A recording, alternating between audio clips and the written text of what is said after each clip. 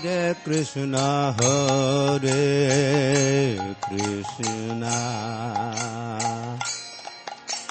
Krishna Krishna Hare Hare Hare Krishna welcome you all in the class. आज की class में आप सभी का बहुत बहुत स्वागत है। तो हम चैतन्य महाप्रभु की शिक्षाएं जो बुक है वो पढ़ रहे थे। तो अध्याय 1 हमने शुरू किया था, श्री रूप शिक्षा। तो उसमें हमने देखा था कि भगवान के साथ 5 रसों में जो स्थायी रस होते हैं उनमें जो है वो आदान प्रदान होता है ना। तो हमने 2 रस कंप्लीट किए थे, शांत रस और दास्य रस। अब हम साख्य रस पर आते हैं जो तीसरी अवस्था है। नम ओम विष्णु पादाय कृष्ण प्रेष्ठाय भूतले श्रीमते भक्ति वेदांत स्वामी नामिने नमस्ते सारस्वती देवी गौरवाणी प्रचारिणे निर्विशेष शून्यवादी पाश्चात्य देशिकारिणे प्रेम से कहूँ जय श्री कृष्ण चैतन्य प्रभु नित्यानंद श्री अद्वैत गदाधर शिवासादि गौर भक्तवृंद। हरे कृष्ण कृष्ण कृष्ण हरे हरे, हरे राम राम राम हरे हरे। ग्रंथ श्रीमद चैतन्य चरितामृत की जय। निताय गौर प्रेमानंदे हरे हरे। तो हम देख रहे हैं कि भगवान के साथ 5 स्थायी जो रस है उसमें जो है आदान प्रदान किया जाता है। बाकी गौड़ रस होते हैं जो कि टाइम बीइंग के लिए उत्पन्न होते हैं, जिनमें बहुत तीव्रता होती है ना। तो जो मुख्य रस है उसमें जो तीसरा रस है साख्य रस, उसके बारे में देखते हैं कि जो साख्य रति है कि तीसरी अवस्था भगवत प्रेम में आगे बढ़ता है। तो भगवत प्रेम तथा आदर के सम स्तर पर भगवान के साथ खिड़ा था। इस अवस्था में आने पर अब वो दास नहीं सब फील कर रहा है ना। तो फर्स्ट 2 अवस्था में भगवान का प्राधान्य रहता है ना, लेकिन आगे के रसों में अब भक्तों का प्राधान्य रहता है। भक्त अपने आप को भगवान के समान समझते हैं। अब यहाँ मायावाद नहीं है ना, क्योंकि मायावादी कृष्ण अपराधी होते हैं। और इस रस में जीव अपने को भगवान के समान समझता है, लेकिन प्रेम भगवान से करता है। समझ में आ रहा है? इस रस में केवल ये होता है कि जो सखा होते हैं वो अपने आप को भगवान के समान समझते हैं। तो इस रस में वृद्धि होने में परस्पर हास्य परिहास आदि होता है ना। कि जब हम भगवान के समीप रहेंगे, भगवान से अपने आप को बराबर मानेंगे, तभी तो कुछ रस का आदान प्रदान कर सकते हैं। यदि हम डरते रहेंगे, छोटा फील करेंगे, तो रस का आदान प्रदान खुल के होगा नहीं होगा ना। ठीक है ना। तो ये भगवान भी अ, विशिष्ट व्यक्ति है, तो उनको भी रसास्वादन करना होता है हर रिश्तों का। तो भगवान जो साख्य रस उसका जो है वो आनंद लेना चाहते हैं, इसलिए उनके ऊपर, उनके फ्रेंड्स के ऊपर योग माया का होता है। हम लोग महामाया के अंडर में होते हैं, तो ये सब अंतर समझना चाहिए। तो श्री भगवान के साथ साख्य प्रेम का आस्वादन होता है और जीव सर्वबंधन विमुक्त हो जाता है। इस स्थिति में भक्त को जीव के रूप में अपनी निजी स्थिति का बिल्कुल विस्मरण सा हो जाता है, और साथ ही परम पुरुष श्री कृष्ण के प्रति उसे संभ्रम भाव बना। ठीक है ना। मैंने बताया कि योग माया के कारण जीव में क्या स्थिति आ जाती है, भ्रमित हो जाता है। जैसे अर्जुन हुआ है ना, अर्जुन का मुझे विराट रूप आपका देखना है। क्यों? क्योंकि स्टैब्लिश करना था लोगों के सामने कि कैसे भगवान जो है हर कण में जो है वो है। भगवान कैसे हर कण में है, सर्वव्यापी। जब विराट रूप अर्जुन देखा तो एक्चुअल में अर्जुन भयभीत हो गया है ना। उसको सब तरफ भगवान का विराट रूप दिखाई दे रहा था है ना। और वो तो भगवान को मित्र के रूप में देखता था, द्विभुज सुंदर रूप भगवान का उसको ये पसंद ही नहीं आ रही थी। और फिर वो कह रहा था बाप रे बाप, मैं तो इनको अपना छोटा अपना फ्रेंड मानता था, और कितना इनके साथ दुष्टता ही की मैंने। कभी कभी सोता था इनके साथ है ना, इनके साथ मुंह छीन के खा लेता था है ना। और उनको मतलब मित्रवत उनको संबोधन करता था। मैंने तो कितने अपराध किए, तो इतने बड़े भगवान और वो बेचारे विराट रूप देख के विस्मृत हो गए थे है ना। तो वो क्या बोलते हैं, यहाँ भी श्लोका दिया गया आगे, सखेति मया प्रमथ प्रवत यदुत्तम, हे कृष्ण हे यादव हे सकेतु, है ना। हमें श्रीमद् भगवत गीता का 11वें अध्याय का 41, 42, 43 श्लोक दिया हुआ है ना। तो उसमें बता रहे हैं कि हे आपकी महिमा न जानने के कारण मैं आपको मित्र समझकर कभी मैं कहता था हे कृष्ण, हे यादव, हे मित्र कहकर संबोधित करता था। और मैंने पागलपन में या प्रेम में जो भी कुछ किया, कृपा उसके लिए मुझे क्षमा कर दे। हम एक ही बिस्तर पर सोते थे, हंसते थे, बैठते थे, खाते थे। कभी कभी अकेले में अपने मित्रों के सामने कई बार मैंने आपका अनादर भी कर दिया था, लेकिन हे अच्युत कृपा मेरे उन अपराधों को क्षमा कर दे। तो इस तरह से हम देखते हैं कि जब भगवान ने ऐसा रूप दिखाया तो संभ्रम हो गया। तो संभ्रम की अवस्था आती है, योग माया से ढकते हैं भगवान ताकि इस साक्ष्य रस का आस्वादन कर सके। क्लियर हो गया? आगे चलिए। फिर नेक्स्ट रस आता है, चौथा रस होता है वात्सल्य रस। इसको पढ़िए कोई।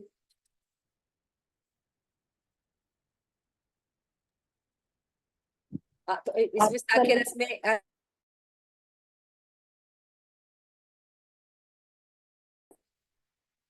है ना। तो रुक्मणी माँ जो थी वो कृष्ण को प्रेम करती थी, लेकिन राधा रानी की तरह उनका संबंध नहीं था, है ना। वॉट एवर कृष्णा की पोजीशन वो एक्सेप्ट कर, भगवान को परिहास करने के लिए ऐसा कुछ कहते हैं तो डर के मारे बेहोश ही हो जाती है, कहीं वो सचमुच तो नहीं छोड़ देंगे। और जब राधा रानी को कहते हैं तो उल्टा जवाब देती है, तो कृष्ण को बहुत पसंद आता है ना। और रुक्मणी माँ कैसी थी? उनका उनका समर्पण का भाव था, शरणागत का भाव था, तो वो भयभीत हो जाती है। तो परिहास में सब दुख सुख शोक संतप्त हो गए, और बुद्धि उनकी बुद्धि भी नष्ट हो गई। उन्होंने उनकी जो चूड़ियां थी वो गिर गई थी रुक्मणी माँ की, और वो बेहोश हो गई थी। तो केवल शुद्ध भक्त की अवस्था में भक्त अनुभव करते हैं कि कृष्ण असीम ऐश्वर्य को नहीं। ये एक वो सिद्धांत है। शुद्ध भक्ति में ही केवल जो भक्त होते हैं वो भगवान के ऐश्वर्य को स्वीकार नहीं करते। क्या मैं आपको बता दे रही थी बार बार कि मायावादी भी ऐसा करते हैं, है ना। लेकिन मायावादी कृष्ण अपराधी होते हैं क्योंकि वो भगवान के एग्जिस्टेंस को ही नहीं मानते। लेकिन यहाँ पे जो भगवान रस का आस्वादन कर रहे हैं, तो यहाँ पे ये भगवान को प्रेम करते हैं, लेकिन उनका ऐश्वर्य बाधा ना बने इसलिए वो योग माया से भगवान ठगते हैं। क्लियर हो रहा है? दोनों रस में अंतर है, समान नहीं है ना। तो इस तरह से हम आगे देखते हैं। तो वात्सल्य रस में आते हैं यशोदा मैया। पढ़िए।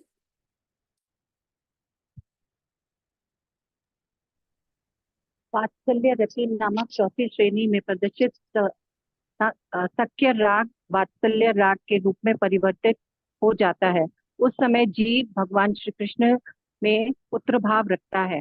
भगवत पूजन करने के स्थान पर माता पिता के रूप में जीव स्वयं श्री भगवान का पूज्य बन जाता है। भगवान इस अवस्था में अपने शुद्ध भक्त के कृपा पात्र बनकर उनके वश में हो जाते हैं।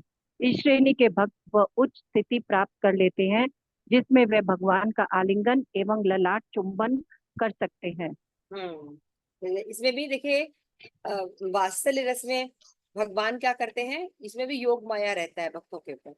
तो भक्त क्या सोचते हैं कि मैं पालन नहीं करूंगा भगवान का या नहीं करूंगी तो भगवान कैसे रहेंगे, समझ रहे हैं।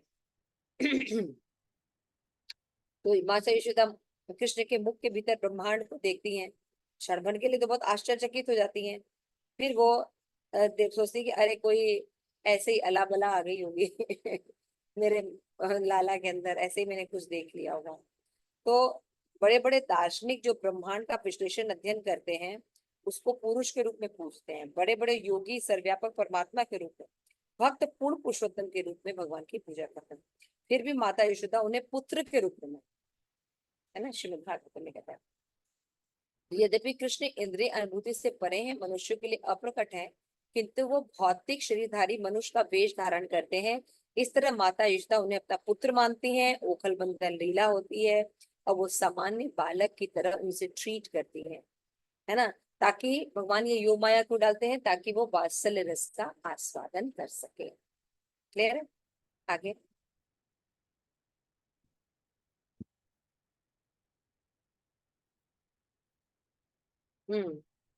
अब उसके बाद मधुर रति आएगा। तो साक्ष्य रस का और एग्जाम्पल दिया है यहाँ पे श्लोका में। श्रीमद् भागवतम का 10:18-24। उवाह कृष्ण भगवान श्रीरामान पराजित वृषभम भद्र से सेनस्तु प्रलंबो रोहिणी सुतम। कि जब श्री कृष्ण श्रीदाम से हार गए तो उन्हें श्रीदाम को अपने कंधों पर ले जाना पड़ा, है ना। इस तरह भद्रसेन ने वृषभ को तथा उठाया। उसके बाद कहते हैं और भी श्लोकास हैं। श्लोक है, हे प्रियतम कृष्ण, आप तुम मेरी पूजा कर रहे हो और उन सारी गोपियों का साथ छोड़। अब यहाँ पे नेक्स्ट रस आ रहा है, वो है माधुर्य रस, पंचम रस, है ना। इसमें भी योग माया का पर्दा पड़ा होता है ना। वो क्या सोचते हैं, हमारे प्रेमी हैं, हमारे पति हैं, ऐसा गोपियां जो है सोचती है। इसको पढ़िए।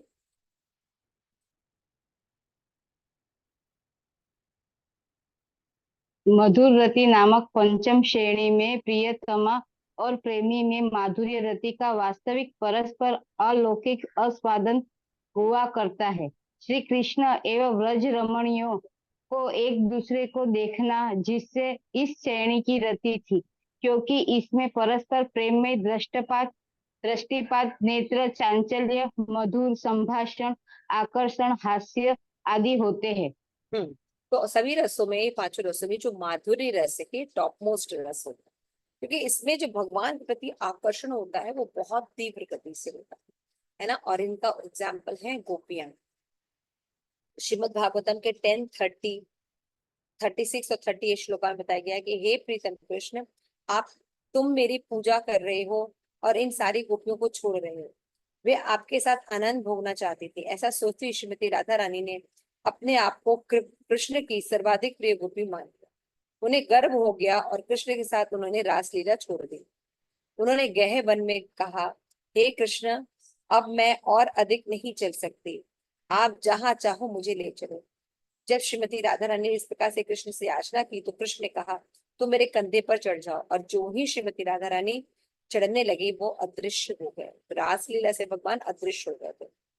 तब श्रीमती राधा रानी अपनी प्रार्थना से कृष्ण के अदृश्य होने पर शोक करने लगी थी कि क्या बोलती हैं, पति सुता वयम भाद्र बांधवा अति विलंगते अच्युताम गताम गतिविदस्तवो गीत मोहिता गीतवयोषिता कर्षजे निशि।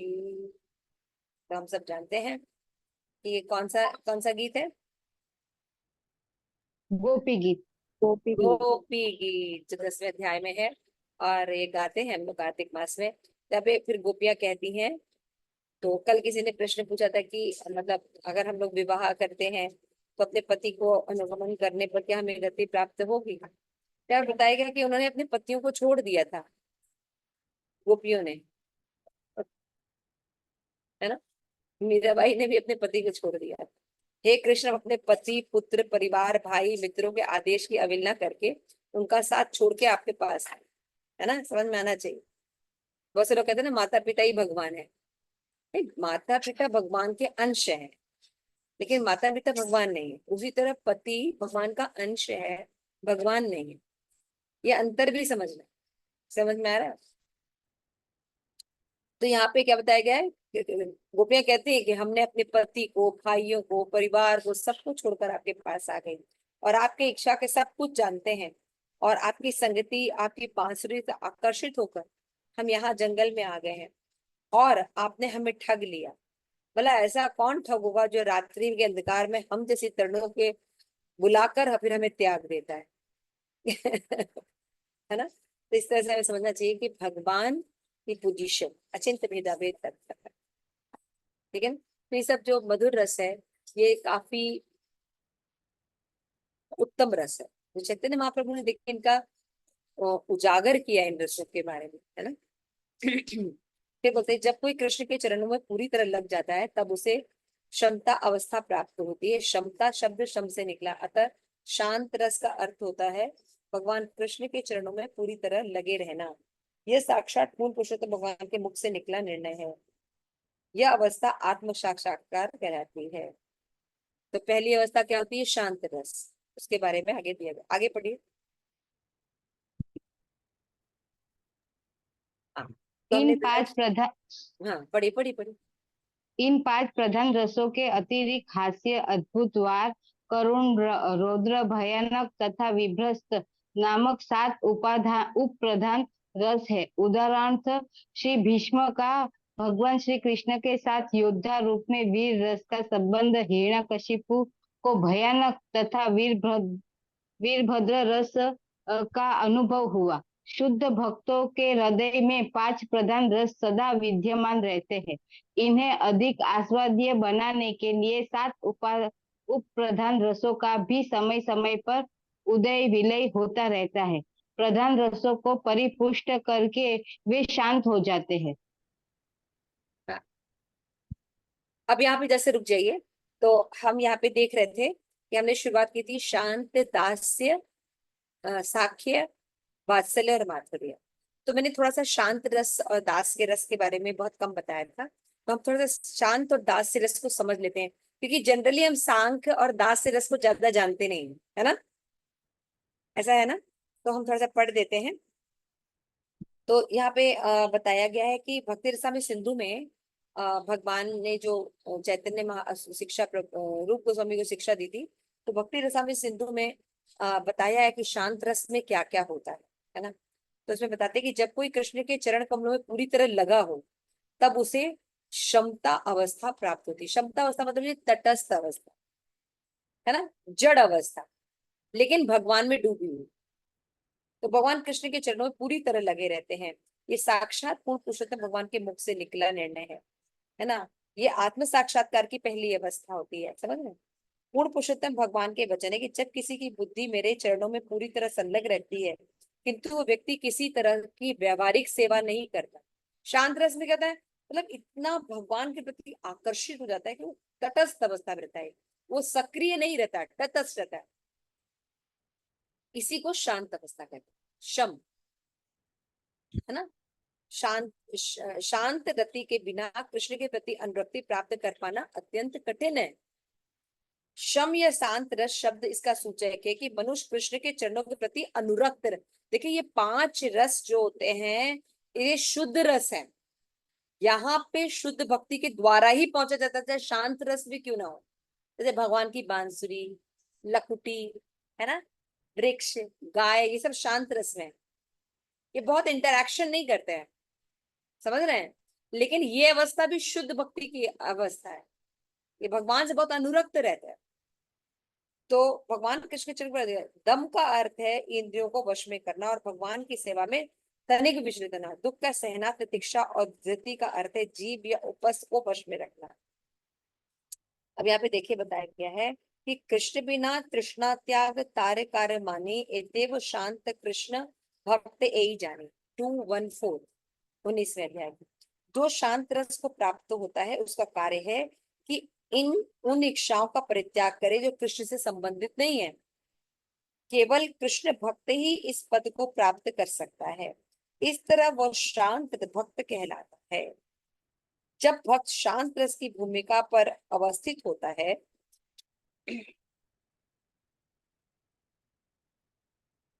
तब वह न तो स्वर्ग जाने की इच्छा करता है न मोक्ष की।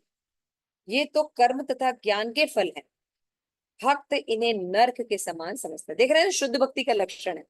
शांत रस भी शुद्ध भक्ति का लक्षण है, जिसमें व्यक्ति क्या होता है, हालांकि कोई सक्रियता से भगवान को सेवा में नहीं लगा है, लेकिन शुद्ध भक्ति है ना, भगवान से कोई इच्छा नहीं रखता, न मोक्ष की इच्छा होती है न स्वर्ग जाने की इच्छा। शांत रस को प्राप्त व्यक्ति में 2 दिव्य गुण होते हैं। कौन कौन से? एक तो समस्त भौतिक इच्छाओं से विरक्ति हो जाती है उसको, है ना? शांत रस में 2 गुण क्या होते हैं कि भौतिक इच्छाओं से विरक्ति हो जाती है और कृष्ण में पूर्णता अनुरक्ति हो जाती है। ये 2 गुण पाए जाते हैं शांत रस। अब देखिए, जैसे जैसे रस बढ़ेगा, शांत के बाद दास आएगा, तो उसमें एक बात और जुड़ जाएगी, एक बात और जुड़ जाएगी, तो माधुर्य तक और बातें जुड़ जाएंगी। क्लियर हो रहा है? तो शांत रस में क्या होता है? 2 बातें, पद्मा माता जी। एक तो माता जी आपने कहा भौतिक इच्छाओं से विरक्ति हो जाती है, और दूसरा मैं नहीं सुनती। कृष्ण में लिखना। अनुरक्ति हो जाती है। हाँ, खाली कृष्ण में विरक्ति नहीं होती अनुरक्ति है, हो जाती कृष्ण में अनुरक्ति भी हो जाती है। है। ये दूसरा है। क्लियर हुआ? तो ये शांत रस का मेन लक्षण है। देखिए ये सब चीजें आप नहीं जानते, इसलिए मैं थोड़ा सा रुक के इलाबोरेट कर रही थी। तो पूर्ण पुरुषोत्तम भगवान नारायण के प्रति पूरी तरह समर्पित व्यक्ति किसी वस्तु से नहीं डरता। भक्त के लिए स्वर्ग जाना, नरक में पहुंचना, बंधन से मुक्ति, ये सभी एक जैसे ही हैं। जो शांत रस में रहता है उसको स्वर्ग जाना हो, नरक जाना हो, बंधन से मुक्ति हो, ये सब एक ही अवस्था रहती है ना। तो शांत रस में ये दुगुण सभी भक्तों के जीवन में व्याप्त रहते हैं। यानी ये आकाश में शब्द के गुण के समान है। जैसे आकाश में शब्द होता है ना, पहले जब सृजन होता है तो आकाश में शब्द शब्द की संरचना सबसे पहले होती है। तो शब्द ध्वनि समस्त भौतिक तत्वों में पाई जाती है। तो शांत रस का स्वभाव है कि उसे रंच मात्र भी ममता नहीं रहती, प्रत्युत्तर निर्विशेष ब्रह्म तथा अंतर्यामी परमात्मा का ज्ञान प्रमुख होता है। क्लियर हो रहा है? इसे परमात्मा रियलाइजेशन होती है भगवान की, और निर्विशेष ब्रह्म के रूप में भगवान के साथ इंटरेक्शन। तो शांत रस के पद पर मनुष्य को केवल अपनी वैधानिक स्थिति का पता चलता है। हम शरीर नहीं आत्मा है ना, केवल इतना पता चलता है। और हम शरीर नहीं आत्मा है और भगवान के अंश हैं, केवल इतना नॉलेज है। किंतु जब दास रस के पद पर उन्नति होती है तब वह पूर्ण पुरुषोत्तम के ऐश्वर्य से अच्छी तरह जानता है। लेकिन शांत रस में इतना डेवलपमेंट नहीं होता ना ज्ञान का, इसलिए तो इंटरेक्शन नहीं हो रहा है ना। जैसे और धर्म जो होते हैं, धर्म तो नहीं होते हैं, पंथ होते हैं, उनमें देखिए भगवान के बारे में इतनी बातें नहीं। ऑल माइटी भगवान ग्रेट है ना, ना भगवान का नाम है ना भगवान की लीलाएं हैं। तो वो भगवान के साथ बहुत इंटरेक्शन नहीं करते, ना भगवान का कोई आकार है उनके पास। लेकिन सनातन धर्म में भगवान का फुल डिस्क्रिप्शन है। भगवान का नाम है, रूप है, माता पिता है, प्रेमी है, प्रेमिकाएं हैं, फ्रेंड, दुश्मन है, सब चीजें हैं। तो इसलिए हम सनातन धर्म में क्या है, भगवान के साथ इंटरेक्शन है। क्लियर हो रहा है ना? जिसके संबंध के बारे में जितना हम जानते हैं उतना ज्यादा इंटरेक्शन ज्यादा होता है ना, सीधी सी बात है। तो शांत के बाद आता है दास्य रस। तो इसमें बता रहे हैं 2.20 में, ईश्वर ज्ञान संभ्रम गौरव प्रचुर सेवा करी कृष्ण सुख देन निरंतर। कि दास्य रस पर पूर्ण पुरुषोत्तम भगवान का ज्ञान संभ्रम रहता है। अभी क्या बताया था मैंने, इसमें भी लिखा था ना, ज्ञान में भ्रम रहता है, यानी योग माया से ज्ञान ढक जाता है तथा गौरव समेत प्रकट होता है। भगवत कृष्ण भगवान कृष्ण की सेवा करके दास भक्त निरंतर सुख प्रदान करता है। दास रस में जीव का एक ही उद्देश्य रहता है कि भगवान की सेवा की जाए और भगवान कृष्ण को तुष्ट किया जाए।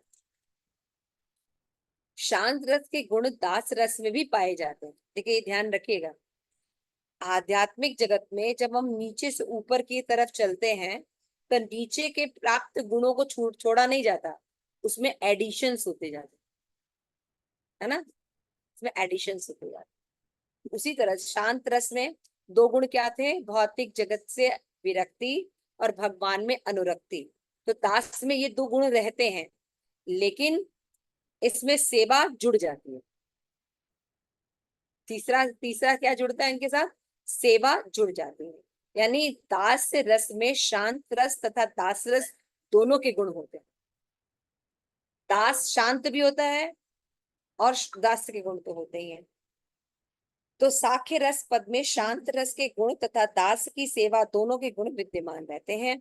साख्य पद पर दास रस के गुणों के साथ आदर युक्त भय के स्थान पर साख्य का विश्वास मिला रहता है, उसमें भय रहता है ना। लेकिन इसमें क्या होता है, आ, विश्वास रहता है। तो सांख्य रस पद कभी भक्त भगवान की सेवा करता है, कभी बदले में कृष्ण से अपनी सेवा करवाता है, दोनों काम करता है। और क्रीड़ा युक्त में बाल बाल कभी कृष्ण के कंधे पर चढ़ जाता है, कभी कृष्ण के कंधे से अपने ऊपर चढ़वाता है, अपने को चढ़ाता है कृष्ण के कंधे। चूंकि साख में आत्मीयता भाव प्रधान होती है, इसलिए इसमें संभ्रम तथा गौरव अनुपस्थित रहते हैं। अतएव सांख्य रस में 3 रसों के गुण विद्यमान होते हैं। साख्य रस पद पर पूर्ण पुरुषोत्तम भगवान अपने भक्तों के वश में रहते हैं, क्योंकि भक्त कृष्ण के घनिष्ठ होते हैं और अपने आप को उन्हीं के समान मानते हैं। ठीक है, सब क्लियर हो गया? ठीक है, तो हम आते हैं वात्सल्य प्रेम के ऊपर। तो वात्सल्य प्रेम पद में शांत, दास्य और साख्य का गुण रहता है, लेकिन पालन करने का भाव जो है वो जुड़ जाता है। तो सेवा में वात्सल्यता आ जाती है, प्रेममयी सेवा होने लगती है। साख्य प्रेम का सार है ममता, जिसमें दास से औपचारिकता तथा आदर का अभाव होता है, अभाव रहता है। अधिक घनिष्ठता का भाव होने से भक्त वात्सल रस में कार्य करते हुए भगवान को समान रूप में दंड देता है और फटकारता है। समझ में आ रहा है? तो वात्सल रस में क्या होता है, जो है वो घनिष्ठता भाव बढ़ जाता है, खाली औपचारिकता नहीं रहती है, या आदर भाव ही नहीं रहता है। ऐसा आप लोगों को नोट करना चाहिए। It is a good point two note, but everybody is listening and just. तो वात्सल रस में भक्त अपने आप को भगवान का पालक समझता है। इस तरह भगवान पालन के पात्र रहते हैं, जैसा कि पुत्र होता है। अतएव यह रस शांत, दास, साक्य, वात्सल के 4 गुणों से उत्कृष्ट रहता है। यह अधिक दिव्य और अमृत है। क्लियर हो रहा है? जैसे वात्सल्य भाव, ममता भाव जुड़ जाता है। कृष्ण तथा उनके भक्त के बीच आध्यात्मिक आनंद के आदान प्रदान की तुलना, जिसमें कृष्ण अपने भक्त के वश में रहते हैं, उस अमृत के सागर से की जाती है, जिसे भक्त तथा कृष्ण डुबकी लगाते हैं। यह विद्वान का भक्त है जो कृष्ण के ऐश्वर्य का गुणगान करते हैं। मैं पूर्ण पुरुषोत्तम भगवान को फिर से आदर नमस्कार करता हूँ। हे प्रभु, मैं आपको संपूर्ण स्नेह के साथ सैकड़ों हजारों बार प्रणाम करता हूँ। ये श्लोक दामोदर अष्टकम में आया है ना। इति इति त्रिरस्व लीलाभिरतम कुंडे सघोषम निमंजन्त आकपयम तम तदीयेषि तज्ञेषु भक्ति जितवम पुनः प्रेम तस्वम शतावृद्ध भक्त। यहाँ भगवान भक्तों के डोमिनेंस को पसंद करते हैं, है ना। वात्सल्य रस हो, मित्र हो, यहाँ पे समानता का व्यवहार करते हैं।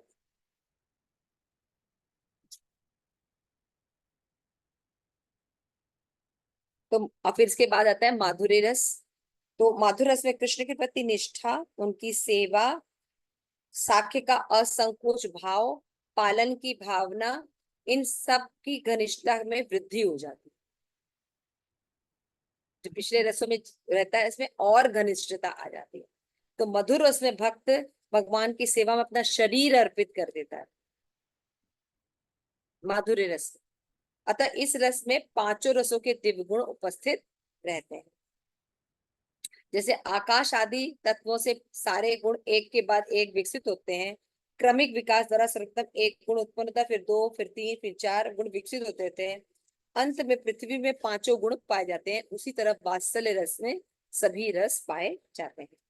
वात्सल्य में शांत, दास्य, साख्य और वात्सल्य और प्लस माधुर्य रस पाया जाता है, यानी भगवान से घनिष्ठता बहुत ज्यादा रहती है।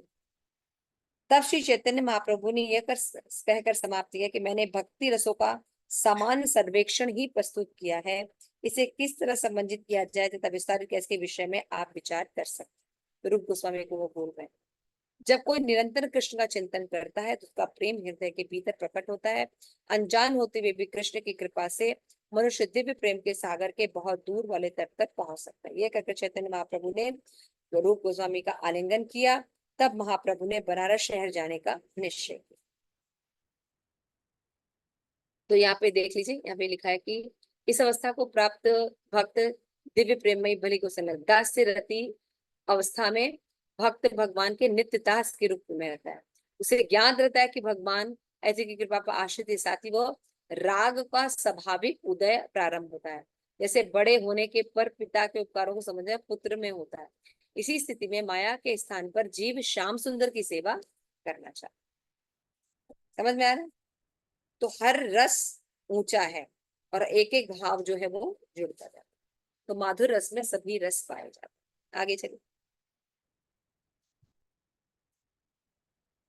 आगे चलिए गोलोकेश्वरी।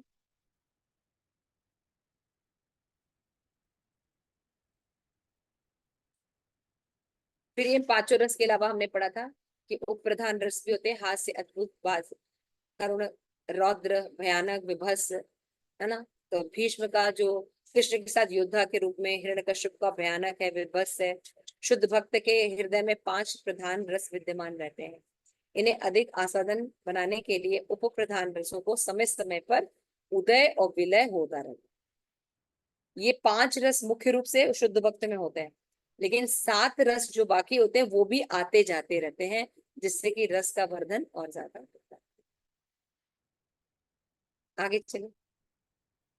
तो शांत भक्ति उदाहरण कौन कौन से? कवि, हरि, अंतरिक्ष, है ना, नव योगेंद्र जो है ना। 4 कुमार है, सनक, सनातन, सनत कुमार। और दास्य में सेवक वाले भक्त आते हैं, गोलोक में रत्रक, चित्रक, पत्रक भगवान के फ्रेंड्स हैं। जैसे भी कृष्ण के अनुगत हैं। द्वारका में दारुक आते हैं, हनुमान आते हैं, सब दास्य में आते हैं। आगे वृंदावन में सुदामा है, कुरुक्षेत्र में अभी में अर्जुन है, ये भगवान से साख्य रस में रहते हैं। वात्सल्य में यशोदा मैया, नंद बाबा, है ना, गुरुजन, ये सब आते हैं। और माधुर्य प्रेम में ब्रज गोपियां, द्वारिका की ऋषियां, लक्ष्मियां, ये अनंत भक्तों की गणना कोई नहीं कर सकता। तो भगवान कृष्ण के प्रति प्रेम 2 प्रकार का होता है। एक होता है ऐश्वर्य ज्ञान मिश्रित और कैविला रति, है ना। पहले प्रकार के प्रेम प्रभाव में गौरव, बुद्धि एवं पूज्य भाव मिश्रित रहता है, यानी ऐश्वर्य ज्ञान रहता है। भगवान महान है, गौरव युक्त है, ऐसी बुद्धि बनी रहती है ना। तो इस प्रकार जैसे कि द्वारिका में, है ना, भाव में पूर्ण स्वतंत्र का, उसमें पूर्ण स्वतंत्रता नहीं रहती है। मथुरा में, वैकुंठ में वो है। इन दिव्य प्रेम भक्ति सेवा संकुचित रहती है। लेकिन गोलोक वृंदावन में स्वच्छंद निर्बाध प्रेम होता है ना। यहाँ पे गोपवाल या ब्रज सुंदरियां भगवान को पूर्ण भगवत्ता का समग्र ज्ञान है, फिर भी वो उनके परम अंतरंग होने के कारण वे ऐश्वर्य का प्रदर्शन नहीं करते। वो एक केवला रति कहलाते हैं। क्लियर हो रहा है? यानी जो रति भाव है वो 2 भागों में बढ़ जाता है।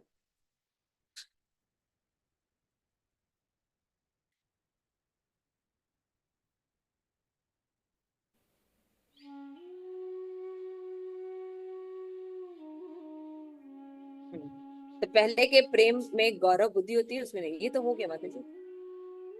आगे चलिए। तो 5 प्रधान परम दिव्य रसों में ऐश्वर्य जनित आश्चर्य, आदर भाव कभी कभी भगवान की वास्तविकता मन को आच्छादित कर देता है, कभी कभी भगवत सेवा में बाधक भी बन देता है। साख्य, वासल, मधुर भाव में ऐसा गौरव भाव आदर में हो घटता है। जैसे वसुदेव देवकी के पुत्र के रूप में जब भगवान के निकट आए तो आश्चर्य हो रहा था कि ये भगवान है, ये तो क्या है, स्तुति करने लगे, जबकि यशोदा मैया स्तुति नहीं करती थी, है ना, बालक के रूप में देखती थी। तो इस तरह से हम अंतर समझ सकते हैं। आगे चलिए।